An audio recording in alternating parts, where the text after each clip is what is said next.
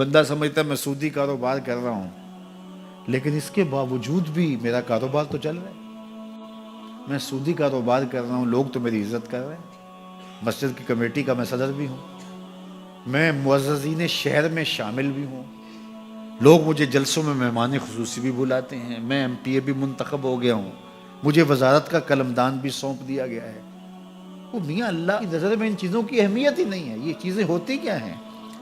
وہ یہ نہیں چھینتا، وہ ہدایت چھینتا ہے۔ وہ روٹی نہیں چھینتا، وہ تو نمرود کو بھی روٹی دیتا تھا۔ اس نے کبھی سورج کو منع نہیں کیا کہ اس کے گھر میں روشنی نہ کر، یہ حامان کا گھر ہے، یہ قارون کا گھر ہے، یہ میرے دشمنوں کا گھر ہے، اس کے گھر میں روشنی نہیں ہونی چاہیے۔ چاند کو کہتا ہے اپنی کرنیں بکھیر، سورج کو کہتا ہے اپنی روشنی بکھیر۔ جس طرح باجزید کے گھر میں روشنی ہوتی ہے، اس مکار کے گھر میں بھی ایسی روشنی ہوتی ہے، فرق نہیں پڑتا۔ تو وہ کرم نوازیاں تو نہیں رکتی، لیکن اللہ جب کسی سے ناراض ہوتا ہے تو اس سے ہدایت کی توفیق سلب کر لیتا ہے، تو اعلان جنگ ہوتا ہے۔ تو پھر وہ ٹکرے بھی مار رہا ہو تو اس کی رسم کی نماز ہوتی ہے، اس کا ماتھا جھک رہا ہوتا ہے، دل نہیں جھک رہا ہوتا، کیونکہ ہدایت سلب کر لی گئی۔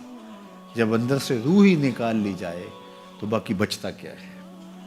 یہ بات ذہن میں رکھیے گا کہ اللہ تعالیٰ جل شانہ نے ہمیں جن کاموں سے روکا ہے، جن کاموں سے منع کیا ہے، ان کاموں کے کرنے میں ہمیں کبھی بھی بھلائی اور خیر نہیں مل سکتی۔ یہ ہم جب اچھی طرح سے ذہن نشین کر لیں، اگر اللہ پر ہمارا یقین اور یقیناً اس پر ہمارا ایمان ہے، تو پھر وہ امر جو اللہ کی طرف سے جن سے روک دیا گیا، تو ہم کبھی بھی ان کے قریب تک نہ جائیں، اور جن کاموں کے کرنے کا اسے حکم دیا گیا اس کی حکمتیں نہ بھی ہمیں معلوم ہوں۔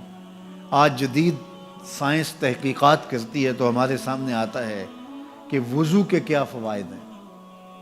آج ہمیں لوگ بتاتے ہیں کہ جناب آپ امامہ باندھیں گے تو سن سٹروک سے بچ جائیں گے۔ آج دنیا تحقیق اور جستجو کر کے نماز اور دوران خون اور جو ہے وہ نماز کی برکتیں اور کتنی بیماریوں سے نماز کے ذریعے سے بچنے کی کہانیاں سناتے ہیں۔